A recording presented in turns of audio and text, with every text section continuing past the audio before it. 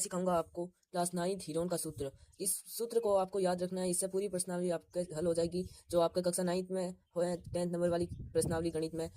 ये पूरी प्रश्नावली इस सूत्र पे टिकी है, मतलब अगर आपको ये याद है तो पूरी प्रश्नावली याद हो जाएगी। और ये सूत्र है root S S minus A S minus B S minus C. तो यहाँ पे एस है बराबर A plus B plus C बटा 2। एस का मतलब हो गया त्रिभुज का अर्ध परिमाप। एस है त्रिभुज का अर्ध परिमाप, मतलब आप तीनों भुजाओं का योग करके उसे 2 से भाग दे दोगे तो आपको एस आ जाएगा। और ये त्रिभुज का क्षेत्रफल ज्ञात करने का सूत्र है। तो मान लो ये कोई त्रिभुज है, और समकोण त्रिभुज में तो हम क्या करते हैं कि 1/2 आधार इंटू ऊंचाई, या कोई दूसरे त्रिभुज होता है उसमें तो हमें ऊंचाई दे रखी होती है, लेकिन इसमें हमें ऊंचाई नहीं दे रखी है। तो हमें क्या करना है, मान लो कि इन तीनों का क्षेत्रफल निकालना है बिना ऊंचाई के। तो यहाँ पर हीरोन का सूत्र लगेगा, जो कि आपके ईयरली एग्जाम में आपके होगा। 10 नंबर वेटेज है इसका, मतलब 10 नंबर के प्रश्न आएंगे इससे, तो देखना आपके लिए ये बहुत इंपॉर्टेंट है। यहाँ पे मैंने एग्जाम्पल भी दिया है, यदि एक त्रिभुज की भुजाएं क्रमशः 2 4 6 हैं तो उस त्रिभुज का क्षेत्रफल ज्ञात कीजिए। मानना कि ये एक त्रिभुज है, लेकिन ये कोण 90 डिग्री नहीं है। मान लो ये कोण 90 डिग्री नहीं है, चलो मैं दूसरा बना देता हूँ आपके लिए। माना कि ये एक त्रिभुज है जिसमें ये तो बड़ा एक हो गया, ये बड़ा बी बड़ा सी, मतलब ये बड़े है ना, ये शीर्ष है, और जो यहाँ पे छोटे दे रखे है ना, ये इन भुजाओं का मतलब डिस्टेंस हो गया। यहाँ पे दिया है कि क्रमशः यहाँ पे 2 cm है, ये 4 cm है प्रश्न में दिया हुआ है, और ये 6 cm है। तो इस त्रिभुज का हमें क्षेत्रफल ज्ञात करना है। तो क्षेत्रफल का अभी हमने पढ़ा था, सूत्र क्या है, root S S minus A S minus B S minus C. तो पहले हम एस ज्ञात कर लेते हैं। एस क्या है, इन तीनों के योग करने पर बट्टा में 2 करने पर एस आ जाएगा। तो इन तीनों का योग करेंगे, पहला 2 cm plus 6 centimetre plus sorry 4 6 उधर या पहले लिखो, कोई फर्क नहीं पड़ता है, 4 सेंटीमीटर बट्टा 2। तो इन दोनों का योग हो जाएगा 12 सेंटीमीटर बट्टा 2। तो एस बराबर आ गया, एस बराबर है आपके 6 cm। तो अब यहाँ पे ये पूरा फॉर्मूला लिखते हैं। पहले फॉर्मूला लिख देते हैं, आपको पेपर में करके आना है ना, तो पहले आपको फॉर्मूला जरूर लिखना है। फॉर्मूला लिखना है कि त्रिभुज क्या के क्षेत्रफल ज्ञात करने का सूत्र। अगर आप फॉर्मूला नहीं लिखोगे तो आपके नंबर कटने की चांस बनते हैं। तो एस यहाँ पे क्या था, 6 cm, और यहाँ पे भी एस माइनस ए है, तो एस तो 6 था, माइनस ए का मान कितना है, 2 cm। तो 2 रख देते हैं इधर, और इधर क्या है, एस माइनस बी। तो यहाँ पे एस का तो मान हमें पता था 6 है, और बी का मान कितना है, 4 cm, 6 माइनस 4 cm। और अब सी रखते हैं, एस का मान 6 रख दिया, माइनस सी का मान है 6 cm। तो इनका अब सरल करेंगे इनको, 6 cm इंटू 6 माइनस 2 कितने हो जाएंगे, 4 cm। 6 माइनस 4 कितने हो जाएंगे, 2 cm, इंटू 6 माइनस 6 cm कितने हो जाएंगे, 0 cm। अब सारे 0 हैं तो उत्तर भी 0 आ जाएगा, क्योंकि एक त्रिभुज की आपको विशेषता याद रखनी होगी। ये मैंने प्रश्न थोड़ा घुमा के दिया है ताकि आप समझ सको। अगर आप इतना नहीं करना चाहो तो आप सीधा ही 0 लगा सकते हो, क्योंकि आपको पता है कि एक त्रिभुज की दोनों भुजाएं मिलकर तीसरी भुजा से बड़ी होती है। मतलब कि एक किसी त्रिभुज का दोनों भुजाओं का योग करे तो तीसरी भुजा है ना, उससे बड़ी होगी वह दोनों भुजाओं का योग। तो यहाँ पे 0 आ गया। अब दूसरा एग्जाम्पल देता हूँ आपको।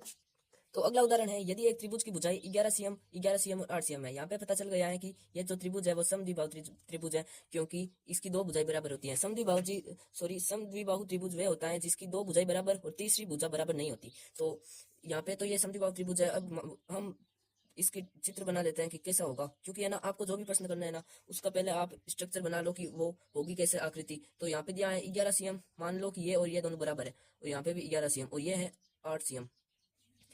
तो अब इनका क्षेत्रफल निकालते हैं। एस बराबर निकालते हैं पहला, ए प्लस बी प्लस सी बटा 2। तो एस बराबर, ए का मान कितना है, ये ए है, ये बी है, ये सी है, ध्यान रख लेना, ठीक है। ए का मान कितना है, 11 cm, प्लस बी का मान कितना है, 11 cm, प्लस सी का मान कितना है, 8 cm। तो एस बराबर, बट्टा में 2 लगा देता हूँ, तो एस बराबर आ जाएगा 11, और 11 कितने हो जाएंगे, 22, 22 और 8 कितने होते हैं, 22 और 8 होते हैं 30, 30 बटा 2। तो एस आ गया हमारे पास 15। तो अब फॉर्मूला लगाते हैं, क्षेत्रफल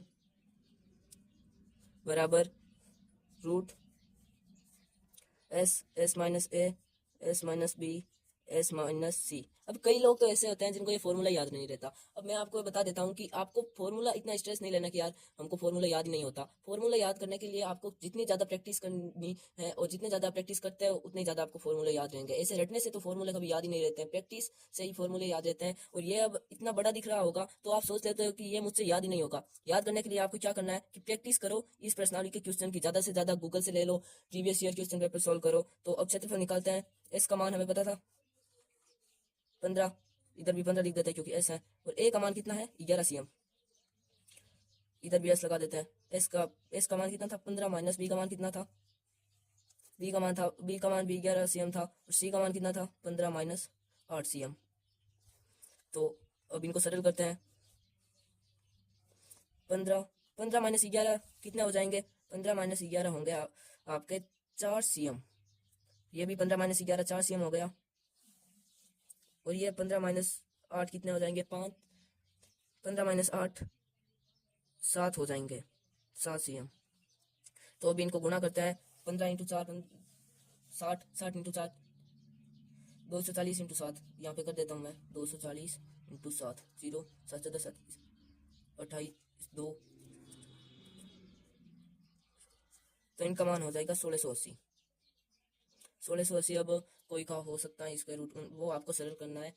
मेरे पास इतना टाइम नहीं है कि सरल करूं बाद में। और ये जो रूट 1608 है, इसको निकालने के लिए आपको क्या करना है कि आपको अभाज्य गुणनखंड विधि तो याद होगी 8 वाली, वो लगाओ तो वो लगा सकते हो, वरना 8 में आपके भाग विधि से गुणनखंड निकालने भी आए थे। भाग विधि से नहीं, सॉरी, मैं वो क्या था ना, एक वर्गमूल निकालने की टिप थी, आपने पढ़ी होगी 8 में। तो उस तरीके से आप लगा सकते हो वर्गमूल। और कई कई बार प्रश्न आते हैं कि यदि एक त्रिभुज की भुजाएं मान लो 6 है 8 है और उसका परिमाप 32 है, तो तीसरी भुजा ज्ञात करें।